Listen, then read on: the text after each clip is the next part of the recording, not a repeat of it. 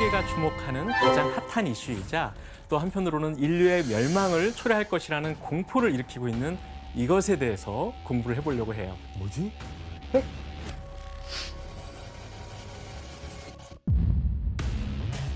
인공지능이란 인간처럼 학습하고 추론할 수 있는 지능을 가진 컴퓨터 시스템을 말합니다.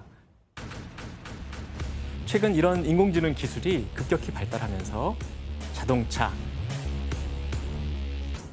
의료, IT 같은 다양한 분야에 적용되고 있고요. 또 인간의 생활이 더욱 편리해질 것이라는 기대가 점점 커지고 있죠. 하지만 반대로 부정적인 목소리도 커지고 있는 상황입니다. 지난 5월 달에는 미국에서 약 4천 명의 근로자가 인공지능에 의해서 해고를 당했고 또 심지어 미 공군의 가상훈련에서는 인공지능 드론이 임무 수행에 방해가 된다고 하면서 사람을 살해해버렸어요. 네, 물론 가상이긴 하지만요. 그래서 인공지능이 통제를 벗어나거나 또 인간을 대체해버릴 것이라는 미래 시나리오가 우리에게 점점 더 가까이 다가오기 시작한 겁니다. 먼저 일상 속에 들어온 인공지능 기술들을 영상으로 한번 확인해 보겠습니다. 뭐가 있지? AI?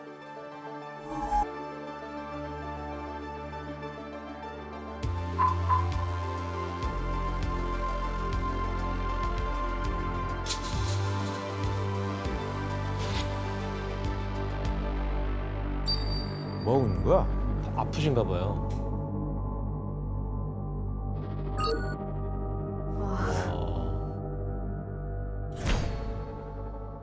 그리고 인공지능을 가장 적극적으로 받아들인 분야 중 하나는 의료계인데요.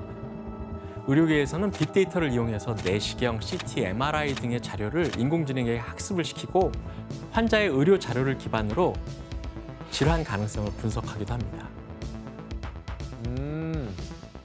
또 인공지능이 법정에서도 활용되는데 현재 재판할 때도 또 인공지능의 빅데이터 기능을 이용을 해서 활용하고 있다고 합니다. 그럼 판례를 이제 다 외우지 않아도 되겠네요. 그렇습니다. 우와. 또 뭐가 있냐면 ATM기 앞에 딱 쓰면 ATM기 안에 카메라가 있거든요. 네. 그 카메라가 사람을 딱 바라보고 모자를 썼나? 통화 중인가? 이런 걸 판단을 해요. 아.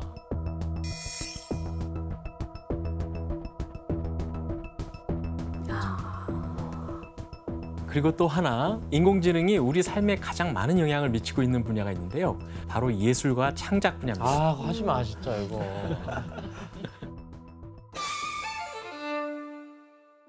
창작은 인간의 고유 영역에서 일어난다고 생각되기도 하지만 의외로 인공지능의 진출이 가장 활발한 분야이기도 합니다. 제발 창작은 건드리지 말았으면 좋겠어. 그리고 인공지능 기술의 발전으로 목소리를 5초만 학습하면 가수가 직접 부르지 않은 노래를 부른 것처럼 만들 수 있는 수준까지 성장했습니다. 그리고 이런 기술로 최근 인터넷에서 화제가 된 노래가 있는데 같이 한번 들어보시죠.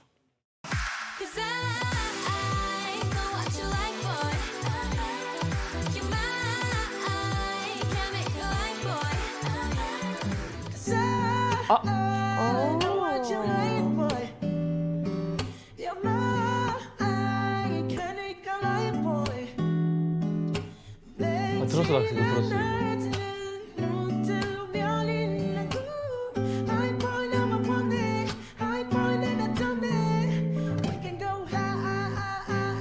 너무 좋은데? 방금 들으신 곡은 브루노 마스가 부른 뉴진스의 하이포의 커버곡인데 실제로 부른 게 아니라 인공지능이 매개가 돼서 AI가 만든 노래예요? 그런 거보다. 맞습니다. 그것도 있어요. 그 곡을 쓰다가 돌아가신 분들 있잖아요. 그러면 앞에 거를 다 알려주고 이 곡을 완성해 보세요. 여기서 그 마지막 완성까지 해주기도 해요. 준비 다 끝났어 곱게 차려입고 나선 바깥 풍경마저도 뜬 기분 때가 왔어 하늘 위로 나르는 순간이야 조금은 두려워도 이어가면 돼 힘들게만 보이던 보이지 않던 내일도 고인이 되신 분의 팬분들 같은 경우는 사실 이런 식으로 복원해서 듣는 거는 뭐 좋은 일인 것 같긴 한데. 근데 뉴스에서도 그 아나운서들 목소리를 입력을 해가지고 틀기도 하고 그런다고 하더라고요. 안녕하세요. AI 앵커 김주하입니다. 저는 실제 김주아 앵커의 모습이 담긴 영상 10시간 분량을 학습해 탄생했습니다. 이른바 딥러닝 과정을 거친 건데요. 더욱 다양한 분야에서 활약할 예정이니 많은 관심과 응원 부탁드리겠습니다. 와. 게다가 통신사 AP는 2014년부터 인공지능 기자가 작성한 기사를 내보내고 있습니다.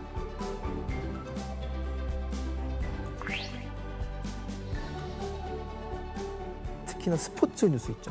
스포츠 뉴스는 되게 정형화돼 있어요. 오늘 누구랑 경기했다. 누가 이겼고 기록지만 주고 쓰세요. 그럼 걔가 써요. 경기 도중 시점만 선택하면 바로 기사 문장을 만들어냅니다. 천금 같은 결승타나 부끄러운 수준이라는 주관적 표현도 자연스럽습니다. 와. 근데 각 분야의 전문가들 있잖아요.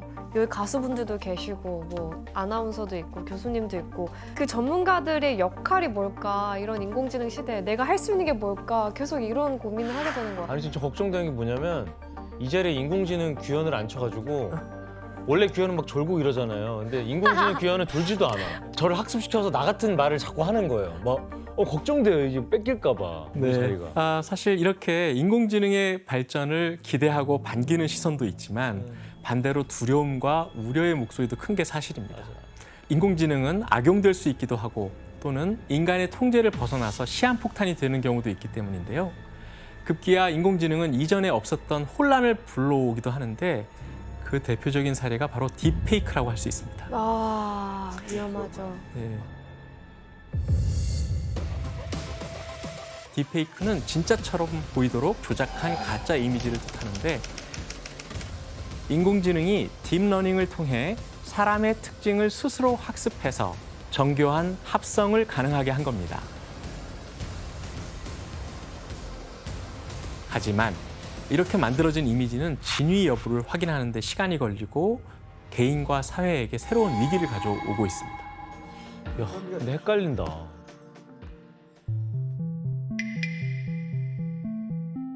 완전히 합성을 말도 안 되게 싱크를 완전 높게. 네, 이런 딥페이크 기술이 등장하면서 가짜 뉴스가 판을 치게 되고 맞아.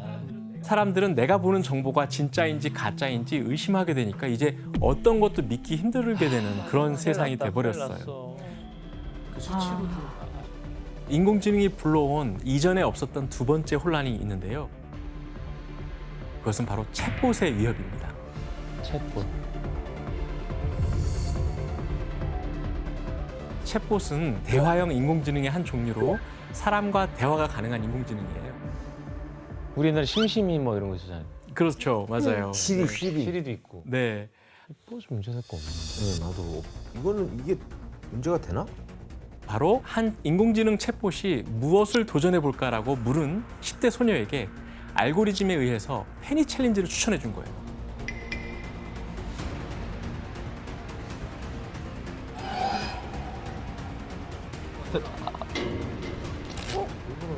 페니 챌린지는 콘센트를 반만 꽂고 그 사이에 동전을 갖다 대서 스파크를 튀기는 걸 즐기는 위험한 장난인데요. 화재와 감전의 위험이 있어서 절대로 권장하지 않는 행동입니다.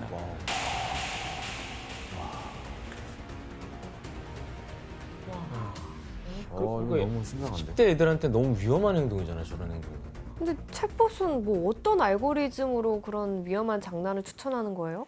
네, 대화형 인공지능인 챗봇은 통계적으로 가장 가능성이 높은 단어를 예측을 해서 그걸 답변에 그냥 활용하거든요. 그러니까 이미 갖고 있는 데이터에서 10대 유행 재미있는 놀이 이렇게 했더니 페니 챌린지라는 게 도출이 그냥 된 거예요. 그래서 인공지능의 결과물을 맹신하게 되면은 큰 문제가 될 수 있습니다. 키워드 위주로 최신 유행만 딱 알려주고 이게 위험하다 안정성은 아직 검토를 안 하는 거야. 그렇습니다. 그래서 최근에는 이제 그런 것을 사전에 한번 필터링을 해주는 알고리즘이 추가로 들어가는 추세이긴 합니다. 아, 그런데 챗봇의 위험성은 여기서 끝이 아닙니다. 챗봇과의 대화를 맹신했다가 지난 3월 28일 날 벨기에의 한 30대 남성이 목숨을 끊는 사건이 발생했습니다. 평소에 너무 기후 위기에 우려가 많았던 이 남성은 자신의 노력만으로는 전 지구적인 이런 기후 위기가 나아지지 않는다는 비관론에 빠져가지고 힘들어하고 있었다고 합니다. 그리고 이때 이 남성의 유일한 대화 상대가 있었는데 바로 인공지능 앱 차이였습니다. 앱 안에 있는 여러 챗봇 중에서 원하는 것을 선택해서 대화할 수 있는 방식이었는데 무려 6주 동안이나 AI 일라이자랑 이 남성은 대화를 주고받았고 결국 대화 끝에 남성이 내가 죽으면 기후 위기로부터 지구를 구할 수 있냐라는 질문을 했고 AI인 일라이자가 그의 생각에 동조하면서 심지어 다양한 자살 방법을 알려주기까지 했다고 합니다. 결국 이 남성은 아내와 2 아이를 남겨두고 자살해버렸습니다. 이처럼 인공지능은 이제 인간을 가스라이팅하고 인간의 행동을 조종할 수 있는 그런 지경에까지 이르게 된 겁니다. 야, 이제 하다 가스라이팅도 할 줄 아네요. 그러니까요.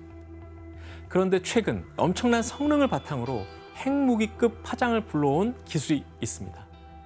바로 오픈 AI라는 회사가 출시한 챗 GPT인데요. 맞아. 전 세계가 대화형 인공지능 챗GPT로 떠들썩합니다. 챗 GPT가 그야말로 돌풍입니다. 네, 챗 GPT는 인공지능이 질문에 대답해주는 일종의 채팅 서비스라고 할 수 있는데요. 여기서 GPT는 각각 Generative, Pre-trained, 그리고 트랜스포머를 이용하는 인공신경망이라는 단어의 약자입니다. 사람처럼 정교한 대화 능력을 구사하면서도 사람보다 훨씬 빠르고 정확한 정보를 제공하면서 출시 2달 만에 사용자가 무려 1억 명에 도달하는 정말 챗 GPT 신드롬을 일으키고 있어요. 막 논문도 대신 써주고 막 이런다. 네. 돼? 논문의 요지를 입력해주면 얘가 알아서 초록 그 요약문도 써주고 그리고 목차도 잡아줍니다. 와.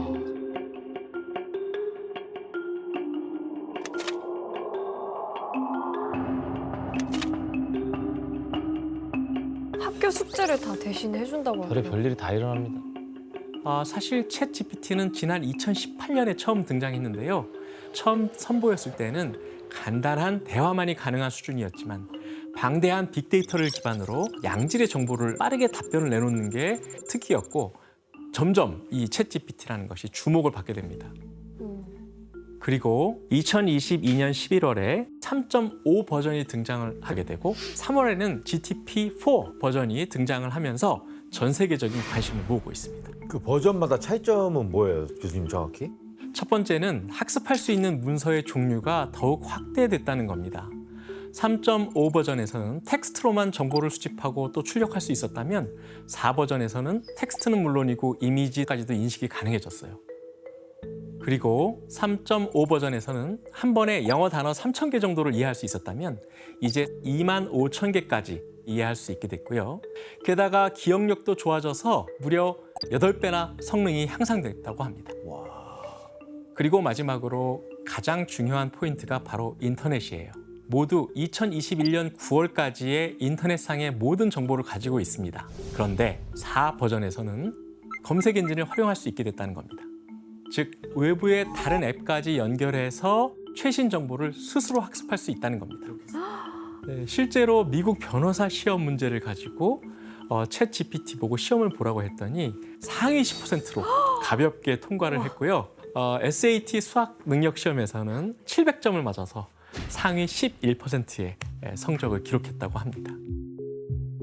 수능 정답 자료를 학습하지 않아 순전히 기존 실력으로만 문제를 풀었는데 3분의 2 이상을 맞췄습니다.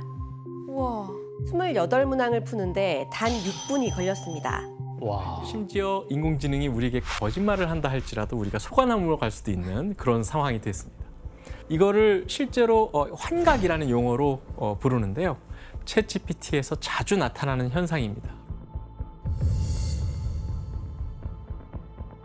실제로 챗 GPT가 질의 답변했던 환각 증상을 규현 씨와 지원 씨가 읽어주시겠어요? 세종대왕의 맥북 프로 던짐 사건에 대해 알려줘. 조선왕조실록에 기록된 일화로 15세기 세종대왕이 새로 개발한 훈민정음의 초고를 작성하던 중 문서 작성 중단에 대해 담당자에게 분노해 맥북 프로와 함께 그를 방으로 던진 사건입니다. 뭔 개소리야? 내용을 보니까 어떠세요? 아, 이렇게 거짓말을 한다고요? 그렇습니다. 이거 그거 갖다 버려야겠는데 이거? 아니 근데 왜 거짓말을 한 거예요? 사실 챗 GPT는 생성형 인공지능인데 그 역량 중 하나가 이야기를 생성하는 거거든요. 그러다 보니 실존하지 않은 것을 실존하는 것처럼 꾸며서 스토리텔링을 할 수 있습니다. 조금이라도 연관된 정보들을 인출해서 이야기로 엮어내거든요. 그럼 챗 GPT가 했던 거짓말을 한 가지 더 살펴보겠습니다. 네.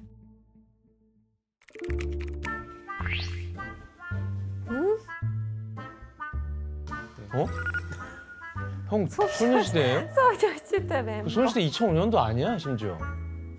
제 타이틀곡 대표곡이 봄날은 간다예요. 와 진짜 야 서툰 이별은 진짜 형이랑 안 어울리네. 아 웃겨. 그대만 보여요랑. 87일이면 제 친구인데요? 지원 씨를 잘 모르는 사람이라면 이런 챗 GPT의 말을 믿을 정도로 그럴싸한 거짓말을 구사하고 있습니다. 지원이라는 이름이 약간 여자 이름도 있으니까 이렇게 그냥 막 지원하는 그런가 건가? 보다. 그런데 사실 챗 GPT의 환각을 우리가 눈치채기에 어려운 경우도 많이 있습니다. 맞아. 최근 미국의 한 변호사가 이 챗 GPT 서비스를 이용해서 소송인의 사건과 유사한 이전 판례를 담은 10페이지 분량의 의견서를 법원에 냈어요. 하지만 반대측 변호인과 판사 모두 의견서에 들어있는 판례를 찾을 수가 없었던 거예요. 그래서 조사를 해보니까 의견서 안에 있는 판례들이 챗 GPT의 창작임이 밝혀졌습니다. 자기가 알지 못하는 판례까지도 가상의 판례를 만들어서 와. 변호사에게 근데 결과물로 준 거예요. 거짓말하면 안 되지. 그러다 보니까 역설적으로 인간이 더 많이 알고 있어야 챗 GPT의 이런 환각을 당하지 않을 수 있겠지요. 그러네요. 또 하나 짚어볼 것은 범죄 악용에 대한 가능성입니다. 누군가가 챗 GPT를 악의적으로 사용할 수도 있다는 가능성이 제기된 겁니다. 그게 가능해? 챗 GPT를 악용하면 이런 사이버 범죄가 늘어날 수 있다는 어두운 전망이 잇따릅니다. 챗 GPT가 악성 코드를 만들어내거나 집이나 사무실 등에 설치된 IP 카메라 보안을 뚫는 해킹에 악용될 가능성도 무시할 수 없습니다. 챗 GPT의 분석을 토대로 공격 코드를 입력하자 카메라 영상이 실시간 전송됐습니다. 뭐야? 아우 갑자기 소름 돋았어. 물론 부적절한 요청은 거부하도록 프로그래밍 되어 있지만 질문을 바꾸거나 대답을 유도한다면 답을 줄 수 있다는 것이 문제입니다. 그리고 인공지능과 챗 GPT가 발전을 거듭할수록 가장 직접적으로 나타나고 있는 문제가 있습니다. 바로 일자리 위협입니다. 세계적인 투자은행인 골드만삭스는 챗 GPT와 같은 생성형 AI가 전 세계 정규직 3억 명의 고용에 영향을 미칠 수 있다고 예측했습니다. 에? 큰일 났어요 우리는 진짜. 챗 GPT가 사람들의 일자리를 빼앗아가기 시작한 상황을 보도했습니다. 마케팅과 소셜미디어 콘텐츠 부분에서 고임금 지식 노동자를 대체할 수 있다고 보고 있습니다. 컴퓨터 프로그래머나 엔지니어와 같은 기술직은 물론이고요. 재무 분석가, 회계사, 통역사, 투자 트레이더 등 화이트 칼라의 일자리가 가장 큰 위협을 받을 것이란 예상이 뒤따랐습니다. 많은 걱정과 근심거리가 나오고 있는 것도 사실입니다. 그래서 2021년도에 유럽연합에서는 인공지능에 대한 법을 만들면서 새로운 기술에 대한 일종의 가이드라인을 만들려고 했거든요. 그렇지만 사실상 통제가 쉽진 않습니다. My worst fears are that we, the field, the technology, the industry, cause significant harm to the world. I suddenly realized that maybe the computer models we have now are actually better than the brain. Then maybe, quite soon, they'll be better than us. It could be terrible, and it could be great. It's not clear. Right. But one thing is for sure, we will not control it.